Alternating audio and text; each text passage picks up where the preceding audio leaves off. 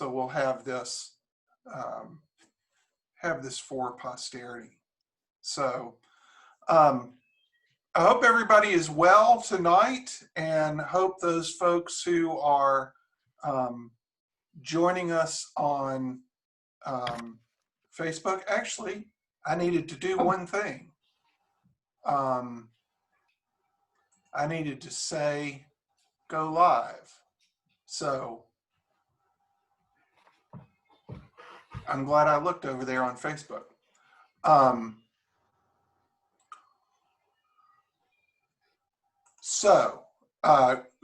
Glad to have all of y'all here this evening. Glad to have the folks who may be joining us on Facebook, and the folks who are still coming into the meeting right now. So I'll be doing some administration on the meeting, trying to keep the Zoom bombers out. Thank you. And if you are not if you're not speaking at some point I will open the floor for questions and that sort of thing. But in the meantime, if you're not speaking, if you're not participating, if you will, please mute yourself so that we don't have too much interference. And again, like I say, as we get a little bit further, we'll do that. Now, I wonder too, as a relatively new person, I'm going to see here. John, you have been highlighted. Oh, let's see, John. I'm going to have to. You've muted yourself, I think. How's that? Great.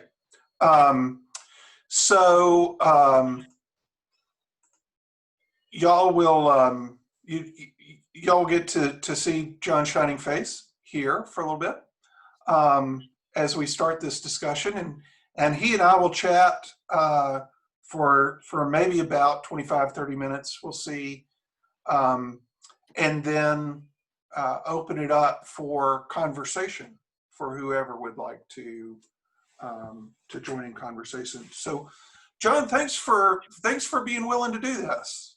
Appreciate you showing up. To be here. If you would please give us a little bit of your background, professionally and otherwise. Yeah, I'll be pretty brief. I was more or less raised in the Asheville area, and since went on to be a journalist and a historian, and that's all I do now. I mostly work at WNC Magazine, but I also work for the Mountain Express and some other outlets. And I toggle between doing current events and history. Mm-hmm. And fittingly, I feel like tonight we're talking about both at the same time. Right, there's kind of an intersection here, and in this series of conversations, so we started out with the idea that we would have a series of conversations, and that they would span over the course of about 6 weeks. And after, I think, week 2, everything shut down. So we weren't able to continue those conversations. But the hope had been that we would talk about that intersection, or at least get to a place where we talk about that intersection between where our story as Calvary and who we are today, kind of, or who we'd like to be today, kind of intersect. So, and of course that comes back to these monuments. And I wonder, John, if you could tell us kind of how you first got interested in the issue of these monuments, not necessarily just at Calvary, but in general, and sort of paint us kind of a big picture of how monuments like these came to be. Well, for starters, I'm speaking to you from Arden tonight, right down the road from the church, and grew up in Arden and Asheville. And I would say for the first 30 years of my life, I did not know who Zeb Vance was, our Civil War governor, who is the hottest topic in Asheville right now. Because last night, the Buncombe County Commissioners voted, as did Asheville City Council a week ago, to both take 2 Confederate monuments out of public spaces and form a panel to deal with the monument to Zeb Vance. And I say this wanting to emphasize that I did not know who Zeb Vance was until about 10 or 15 years ago. I played Little League at Vance Elementary. I walked past the Vance Monument probably 100 times in my life. It has very little in the way of description on it, but for its time when it was installed, and in many ways since, it's had a lot of meaning. And particularly its meaning has risen to the fore in the past 5-10 years. As for monuments and why they matter, I first started thinking seriously about it about 10 or 15 years ago when I was reporting on what is fairly called the Neo-Confederate movement in the United States. And they would own up to that moniker, and Western North Carolina in particular had strong sectors of that. And this presaged all the current debate about flags and monuments and what have you, but this debate has been going on for 150 plus years. But that's when I intersected with it about 15 years ago. In the space of the last 5 years in particular, as you know, this debate has ramped up considerably. I was a little shocked and saddened to find out that tonight we're speaking on the exact 5th anniversary of the night that Dylan Roof walked into the AME church in Charleston. Yep. And killed 9 parishioners during a prayer meeting. And in the subsequent days, we all saw him posing with the Confederate flag, and we saw his white supremacist rationale behind it. And I think that graphic reminder of how that somewhat ancient history predates all of us who are alive now, biologically, is still with us in a big way. It was 5 years ago, and we've seen it cropping up in the last few years. All that said, for all the time and energy I've put into this topic over the last 10, 15 years, I'm astounded at how much heat and light is surrounding it right now. The debate is accelerating faster than I've seen any U.S. domestic policy debate happen about race and about public memory and about honoring people in our public places. So we're at a very new place. And it reminds me, and it's a strained analogy, but I remember in the first days after 9/11, we were suddenly talking about torture again because something terrible had happened to our country, and options that we'd taken off the table to fight it had come back up and bubbled up. And people were talking seriously about how do we torture people. And for the first time, something that had been not talked about for 30 or 40 years was bubbling back up. We're in a similarly difficult situation now. I'm glad we're having the conversation. I think it is more complicated than any reporter like me will come along and try to summarize in a few minutes. But that's my nutshell as I can put my perspective on it. And I hope that gets at your questions, Jay. Yeah, well, and one of those, I mean, to the extent that you know this part, when did these monuments, I mean, there was a period of time in which monuments started to appear in a lot of places. It was not right after the conclusion of the Civil War. Indeed, most of them went up some decades later, and then another wave came up many decades later. Putting a very rough analysis on it, those 2 clumps of monument building happened during periods when there were some gains in civil rights and there were some gains in pushing back from white supremacists. And there were also things that were happening demographically, whereby daughters of the Confederacy, late in their life, wanted to honor their parents. Later, granddaughters of them, perhaps, grandsons, sons, what have you. Maybe not every one of them having an explicitly political agenda, but the two main spikes in the monument building happened to occur when the two main spikes, roughly speaking, encountering civil rights in the South occurred during Reconstruction, late Reconstruction, and then in the civil rights era that spanned the 40s to the 60s and 70s. These monuments, and in a similar fashion, the Confederate flag became symbols of something that's still hard for people to define because they have different meanings for it. But that's when they surged. And scholars on the issue, and I am not one, assert that this Confederate commemoration was part of defining the Civil War and its legacy in terms of the lost cause. Right. Well, and so, I mean, there are a couple of interesting pieces to that, in that as generations who had a living memory of the Civil War or of Civil War veterans started to reach the end of their lives, that emotional component, even to the extent of, and I've had some conversations with folks talking about, there are plenty of their relatives buried in unmarked graves, so there's that piece to it. And again, as you say, in response to, growing motions, growing opportunities for civil rights across the board. There's another piece which a scholar at the University of the South has pointed out, is that in the late 60s and 70s, discussion about reconciliation around the Civil War, at least between white communities in North and South, also served as a proxy conversation for the rift that was happening over the war in Vietnam.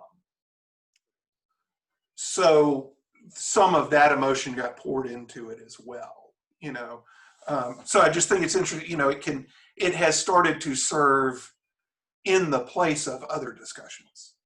Absolutely, and it's a great metaphor, and it's malleable. People can kind of assign the meaning they want to. I listened to the debate at the Buncombe County Commissioners last night about the Vance Monument, to cite a prime example, and you had maybe 600 people weigh in via emails and voicemails. They could only read a short segment in the course of the meeting, but a lot of people are using the same terms but meaning very different things. And so you get a sense that there are certain concepts, to consider it patriotism, consider it memorials, consider it virtue, that people see in very different ways. And particularly if they're looking at the situation with various different sets of information. And that's certainly what's happened in this case. Right. And so one of the figures, and I think it's a little bit difficult to go down the road of talking about whether or not a particular individual should be remembered, because kind of the dynamic that you're pointing out, it's almost as if those individuals have become symbols in themselves, so that who they are as people is almost receded into the background, and it's about what they mean to us rather than who they were. But that being said, one of the people, you've mentioned already, Zebulon Vance, who is memorialized in Asheville and is also memorialized at Calvary, I think is a good illustration of the ambiguity of some of these memorials, you know. And in that respect, I mean, have you learned more about him in particular and his life? Absolutely. And he's a uniquely telling case, as is, in some respects, the monuments at Calvary, because he is nuanced, he is complex. He did have some virtue.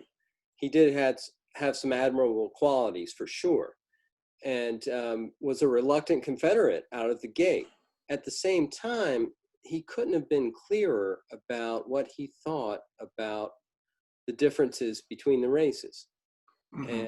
And he thought that Black folks were animals that would never parallel white society, white folks, and he never minced words about it. He was one of the most eloquent racists that ever walked the surface of the United States. And that's part of the admiration for him, is he was an incredible orator and wordsmith.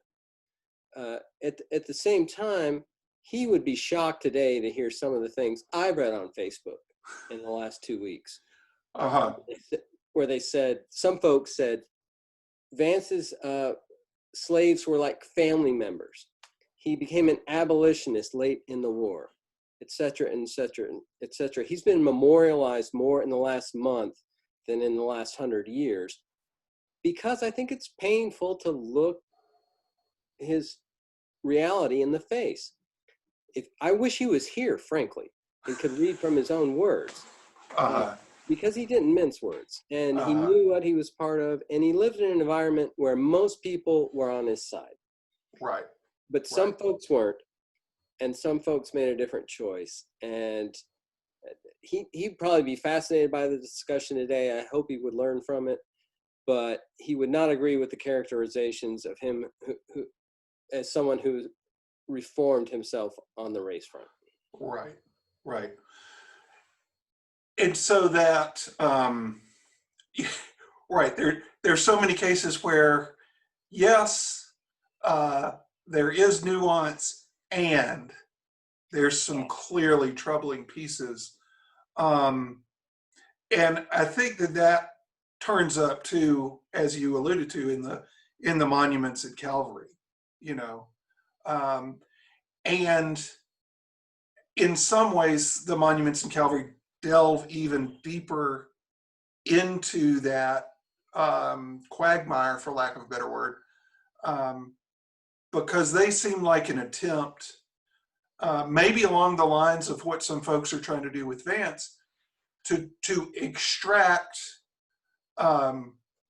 what folks might see as the residual value out of the kind of the Southern project, even as it's clearly condemned by slavery, So,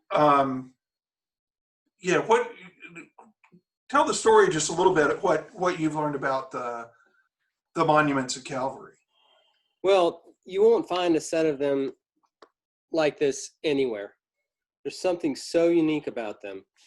And I've looked at this issue for a long time. There's no one who's tried to amalgamate so many good guys with so many bad guys on the arts, culture, music, poetry, politics front. There are 20 monuments essentially that were mounted through this effort.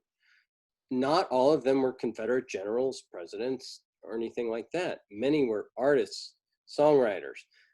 There's one woman out of 20 white folk, just to be clear on the spectrum of it. And I'd say 18 of them were part and parcel of the South, but maybe 2 of them came from Ireland or Oklahoma or what have you. And I'm speaking in rough terms here. In other words, this is not your typical Confederate amalgamation of monuments. Nothing like it. And Stuart McClellan, the rector from 1925 to 1932, fully intended this to be a tribute to something like a cultured view of an egalitarian South, in a way. Mm-hmm. His centerpiece that your church never got, that he really wanted, was a bronze statue of a black mammy sitting on the lawn, surrounded by these monuments. Think Gone with the Wind. That's all you got to think about. Watch Gone Uh-huh. with the Wind, you get the whole Uh-huh. idea. Uh-huh. And I believe that he believed that in his heart. And he wasn't the only one who suggested that. That idea ran from Richmond to St. Augustine, Florida. There were plenty of folks who said, we can romanticize this thing, or we fully believe that it was a romantic endeavor where we wanted to keep black folks in servitude for their own benefit and white folks in charge for our benefit. And it was the best thing to do for us all. And in fact, that's how Vance talked about it. He said, black folks can't take care of themselves. We're going to have to do it for them. It's an immutable law. It'll never change. We're trying to help them, etc. Mm-hmm. And it's easy enough to take on a monument to a Klan leader, Nathan Bedford Forrest in East Tennessee, who founded the Ku Klux Klan. Easy Right. enough. You Right. get to a set of monuments that salute arts and culture and folks sometimes from outside the region, as the ones that Calvary do. It's not a clear-cut case that fits the strictest interpretation of these monument battles. And that makes it all the more interesting in a lot of ways. And it also makes it harder to deal with. Right. Right. Right. It's yeah, it's an interesting project for a lot of reasons, not the least of which, and I don't know how far, if you've had a chance to research McClellan's genealogy any much further than you had last fall, but I think we were both able to establish that he was actually a descendant of George McClellan, who was the commanding general of the Union forces in Northern Virginia. So there's an interesting it's an interesting move there by the descendant of a Northern general to envision this, as you say, this kind of trying to paint a broader picture of the history of the place. It's a really unique, like, standalone, I've never seen anything like it, effort at white reconciliation. Right. Northern and Southern white reconciliation, of which there was a lot to be done after a murderous war that took out 600,000 people and plummeted the whole country into chaos. Right. And right. he virtually said as much. He said, I am here not to honor the warriors or the war. I'm here to honor what was great about the South and all of its spectrum of culture and arts and what have you. He says he was inspired most to do it by the statue that's still there, the marker that's still there to Robert E. Lee, mark the Dixie Highway. When that was placed, he said, if we can do that here in a place where we lost this war, or the people who lived here lost this war, maybe we can establish some other totems to what was good around here. And he went on to say that this is not to honor Lee the warrior, this is to honor Lee the educator, the guy who went on to be president of Washington and Lee University. There was a shape-shifting. There was an effort to say, we're not trying to honor the horrors of white supremacy. We're trying to honor the goodness that might have been present in each of these people. A complicated thing, to be sure. Right. And so, I mean, every time we get to a point of saying, or if I get to a point of saying, well, look at this intent, and this is interesting, and this is really, a different thing, and trying to pull things together. It's like, yes, but remember that it's still connected to a larger pattern of erecting these monuments on a broader scale as a way of reinforcing separations of races and the supremacy of one race over the other, And so, kind of like the monuments themselves, it's the thing that I keep wondering, and you may have an opinion on this, but I'm not asking you if you have an answer for this, is it possible to extract that uh, some of the cultural legacies, the literary, musical, poetic legacies from that society that was so rooted in the system of slavery and in the thought pattern of white supremacy. That seems to be kind of the struggle. Yeah, and it's going to take an acknowledgement of how complex people are and how people can be 60% good and 40% bad and vice versa, and everything across the spectrum of that. I do think we're at a point to where, particularly in the last month, where the deep patterns of the last 150 years have come to the fore in a way that's changing the dialogue, in a way that's long overdue, and is redefining all of these things in ways that we have to talk about. And Mm-hmm. we have to grapple with as a nation and as a world. And it feels like a discussion that was on hold for a very long time. The Civil War lasted 4 or 5 years. Vance's monument has been up 123 years. Same can be said of many of the monuments around us to things we may or may not have agreed with, but they certainly weren't part and parcel of our current lives. And to have them sitting in our public spaces asserting what we care about seems like something we have to own up to and figure out at the very least. Well, and that I appreciate that, because in the last several weeks, in thinking both about these monuments and about what's going on in the country, there are times when I wonder, what difference does it make what we think about a bunch of stones when there are these other issues? But I'm also reminded both of the words of Brian Stevenson, the attorney who is featured in the book and in the movie Just Mercy, talking about the thing for us to do as individuals is work with who's proximate to us and work with what's proximate to us. And these monuments are where we have to start. And it's also, one of the things coming out of this conversation for me is that it does give me hope that talking about them can connect us to explorations of how we think now. This is about history, but it's not just a history lesson. It's about history shapes who we are today. Indeed. And it's about things we take for granted. Like I said, I grew up next to this monument that's so contentious right now. And for most of my life, I never had to think about what it was about. It wouldn't have occurred to me. Right. And now I'm glad that we're thinking about it. Doesn't make the decision about what to do with that much granite very easy. In the case of the Vance Monument, that's a huge monument, and you've all seen it probably.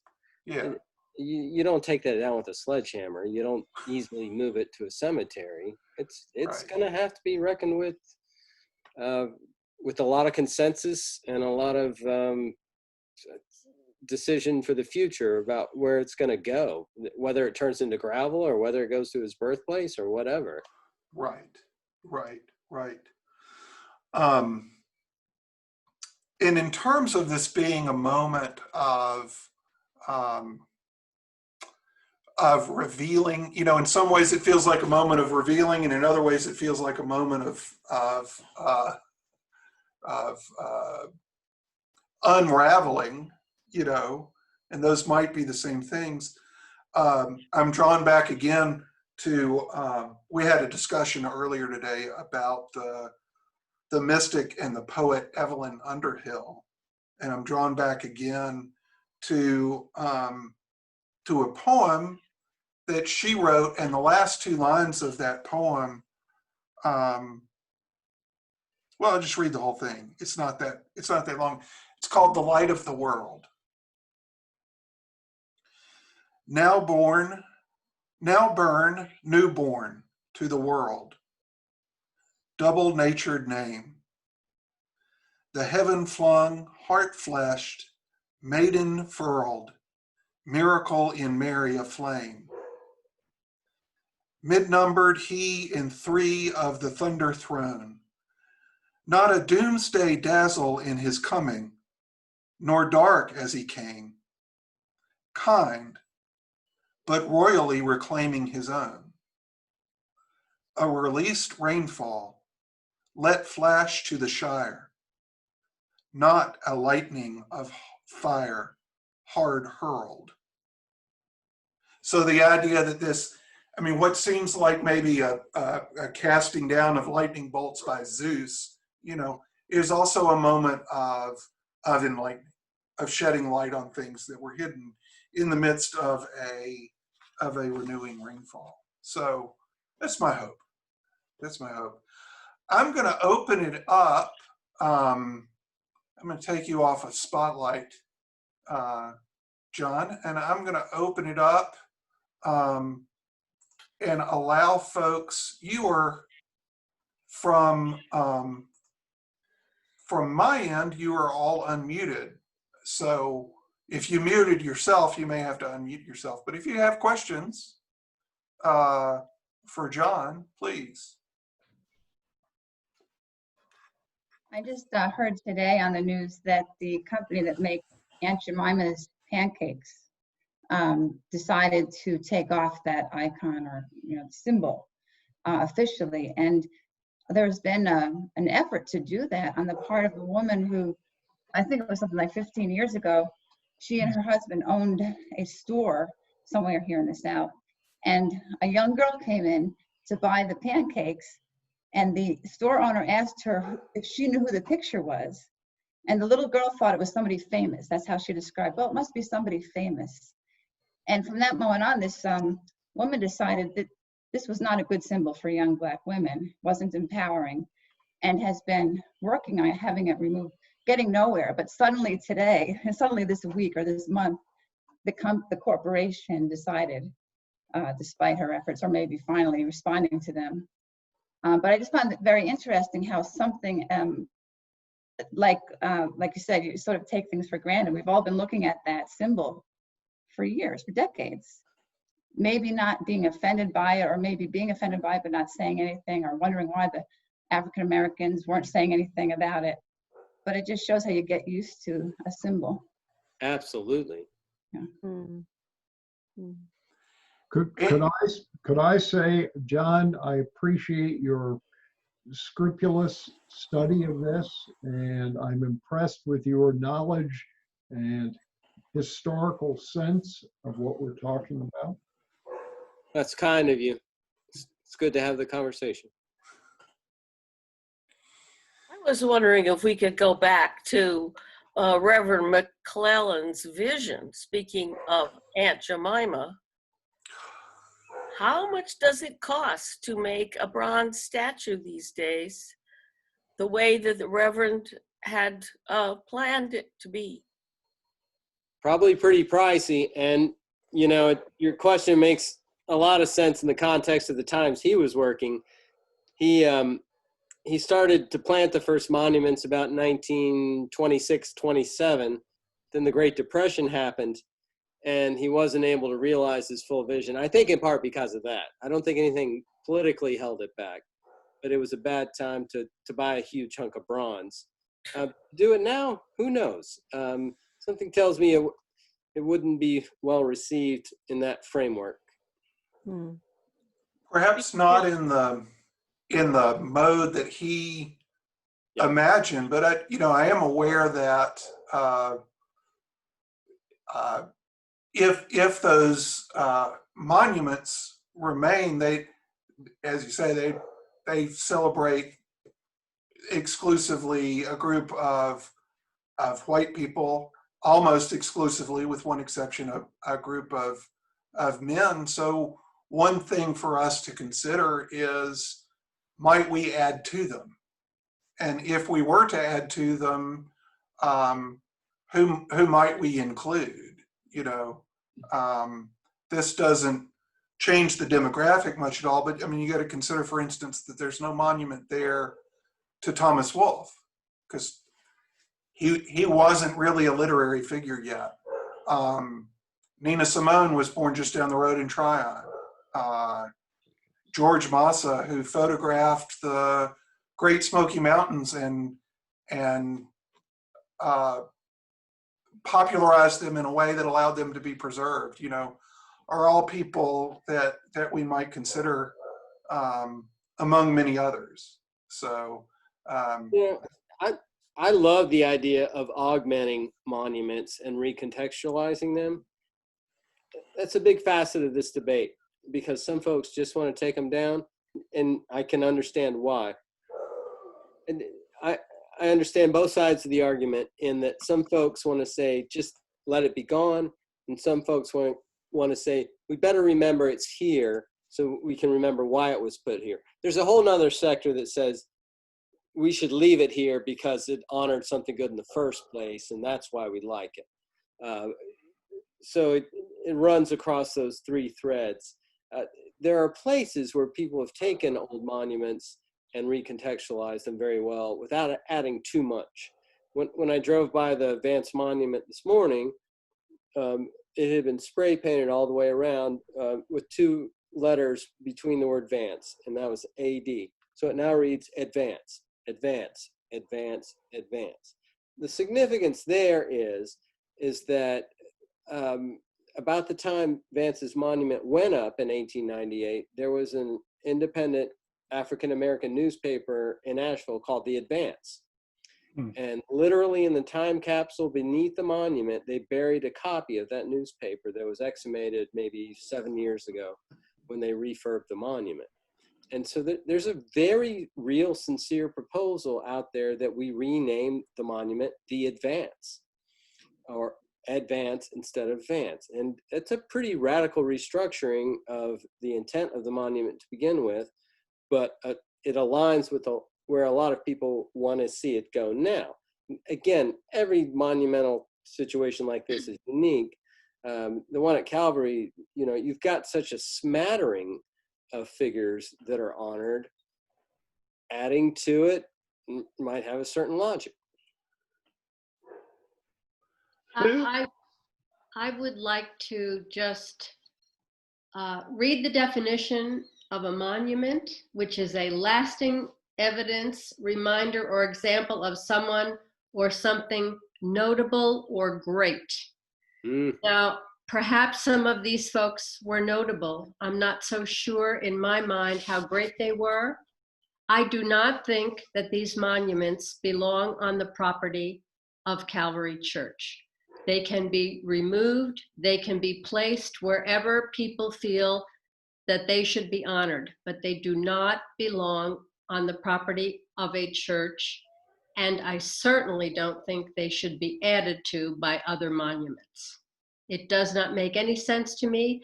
And I would be willing to bet you that half of the congregation at Calvary, until recently, never even looked at those monuments or knew what they were there for.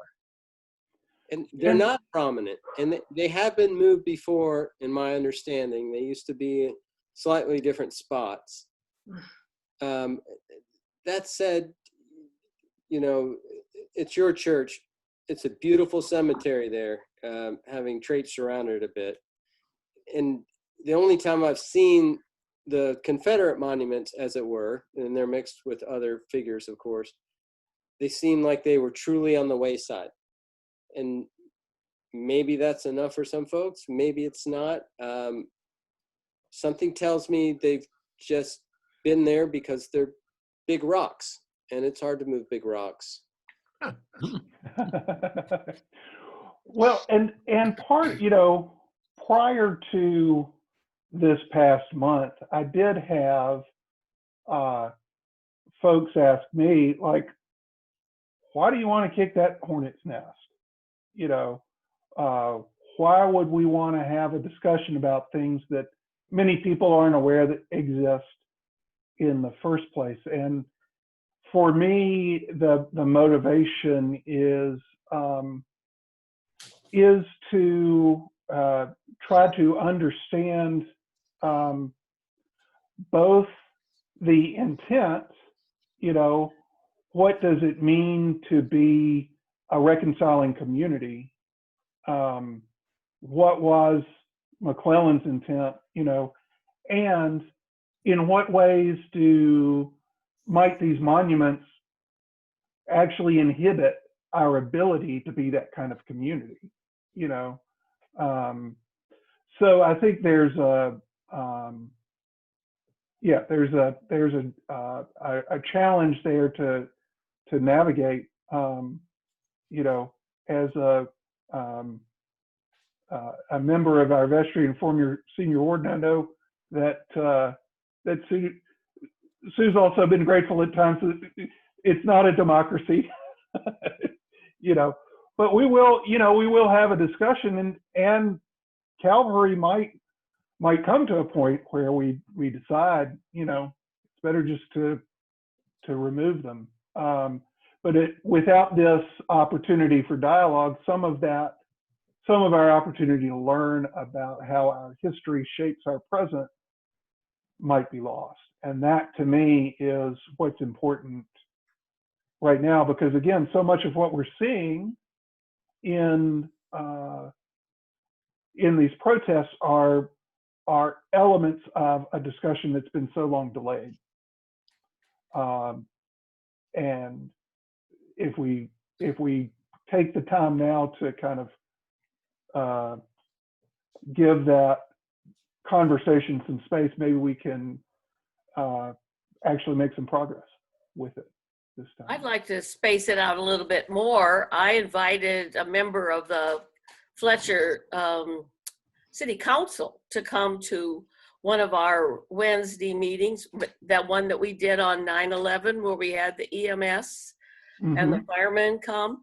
And I never saw anybody sort of like the fiddler on the roof, the cat on the hot tin roof, as he was, because it wasn't his place. But I would love to hear from him and the mayor. What is their view? To space it out a little bit more to them. Is that big rich church across from Ingalls on the highway? I mean, is that all it is, or could it be more? I'm thinking of when we new to this area, took Jenny Giles' course at the college about the history of Henderson County. She took us on field trips and took us to a historic Baptist church where one of their most important members was a granny doctor. And she took us to her grave. And she was incredibly important to the community as a healer and as an author. Her book that she wrote about healing and everything from prayer to herbal remedies was a big hit in the Black section of New York City. But she was buried in the Black section of that church. But surely there is part of this history. We think about this pandemic that we're going through. Healers are really important, including those of us who pray.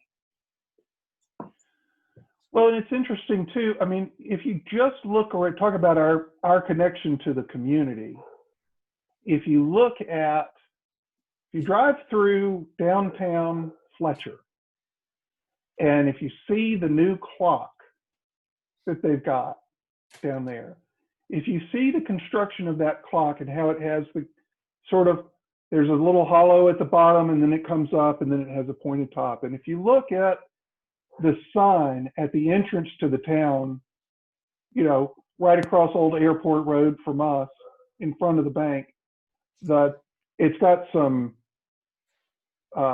center areas where the signage is, and then the posts that come up, and each of the posts has a little peak like that. Oh. All of those, Bell tower. I am sure are playing off the bell tower at Calvary, which at one point appeared on the town seal of the town of Fletcher. And before Fletcher existed as an incorporated town, Calvary in many ways was the center of the community. So there is a very real sense in which our story is the story of the community, you know, and how we understand our story then is important to how we are present in the community of Calvary.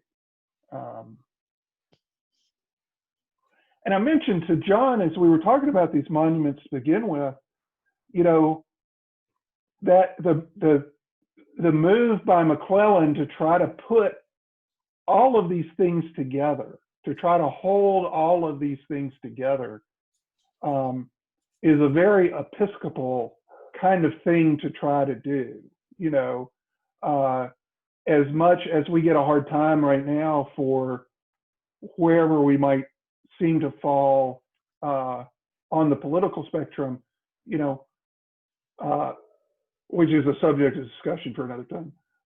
The Episcopal Church has historically really tried to be the big tent, and that has advantages and disadvantages.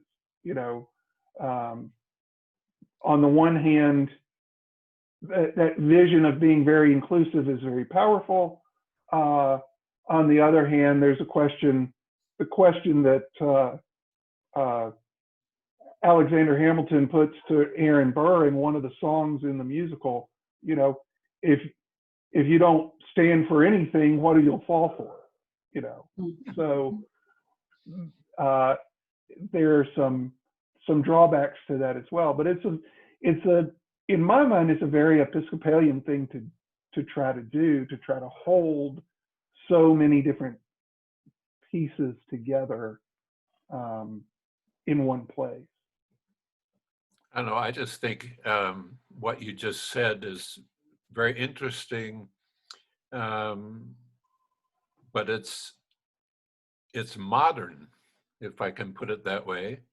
You know, I've lived in a number of places in this country and Canada, and but I was born and raised in Charlotte, and my last experience of school in Charlotte before we moved to northern Vermont was in the Mecklenburg County Junior High School, which was in its second year of existence when I went there in the 7th grade. And a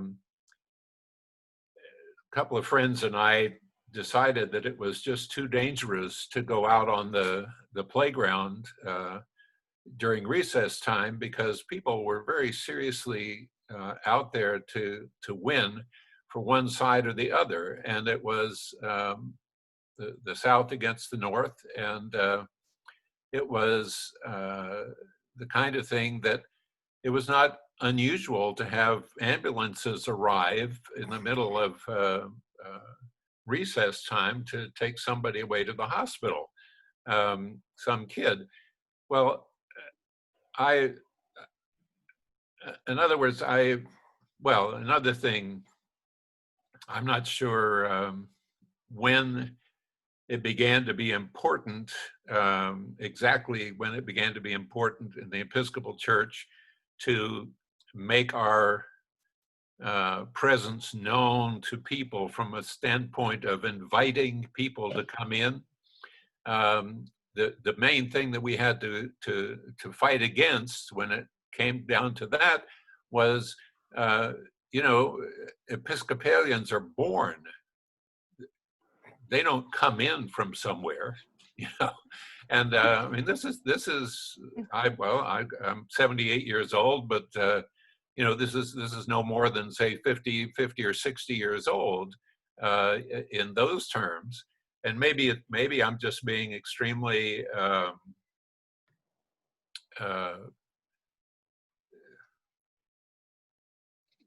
I'm not sure exactly what the right word I'm looking for is, but it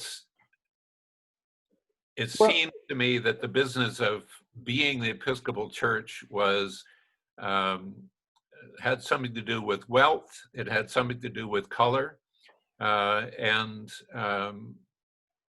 the prominent people all belonged to the Episcopal Church, and you didn't have to be told where the Episcopal Church was. Either you knew or you didn't, and that's it. Well, I guess there are a couple of things that when I make that statement, there are a couple of things that I think about. One, I mean, going all the way back to the English Reformation and Cranmer's attempt to pull together really all of the Protestants, you know, and flash forward to the late 19th century where the Episcopal Church and Convention at Chicago put forward, you know, the quadrilateral, the things that would indicate what church unity would look like. And I mean, frankly, we built a cathedral for the Diocese of Washington and dubbed it the National Cathedral, as if everybody was going to automatically come there. So I think there has been a movement that, whether or not that's been part of our lived theology, that's been a part of our espoused theology for a while. I want to give y'all one last chance here. I appreciate Jon and his time, and I want to be sure that everybody gets a chance to have a bowl of ice cream before bed. So, does anybody else have a comment or a question or something they'd like to add? Can you hear me? We can. Okay. Okay. This is Suzanne. It doesn't, I mean, I knew the monuments were there. I didn't know exactly who all was on it. I knew one or two of them or whatever. But the last thing in the world that I would want is for the monuments to be divisive and make Calvary a target. Right. Destruction of any sort. The church is burned once, and there are people out there who don't mind burning churches. So that's kind of where I stand on the monuments. Well, and also, you know, I for one wouldn't want the monuments to be a barrier to people who would seek out the church in whatever form that means, whether it's attending worship or coming to the food pantry or taking advantage of the grounds to walk around. So that's very true as well. But you know, my first thought was like, I wouldn't want those monuments to be a reflection of what the church is today. Right. I don't think you can erase history. I'm not personally trying to do that, but I also don't want the church to be a target for destruction because there's some rocks with some names on it. Right. So I think that's, I appreciate that very much. And I mean, I think that really illustrates why we're having these conversations, you know, in terms of how do we be honest about who we are and where we've come from as we work to be a place that really wants to shine God's light into the community, you know, into the darkest places. So Jon, thank you so much for your time. I really appreciate it. It's my pleasure. Conversations. I'm glad y'all are talking. I'm glad you're thinking about all this. And I'm glad that Reverend McClellan built his monuments pretty short. I think you'll have the luxury of discussing this more than most folks will. Yeah. I don't think anyone will target where you're at or anything like that. But at the same time, you get to embrace and discuss the kind of full spectrum of this history. So in a sense, you're lucky. Yeah. Best of luck, and thanks for talking. Thanks. And thank you all for joining us. I look forward to seeing you Sunday morning, 10:30 as usual. And in the not too distant future, I hope that we'll all be together. So until that time, peace. Thank you, Jay. God bless everyone. Thanks, everyone. God bless. Thank you. Thanks. Bye-bye. Bye.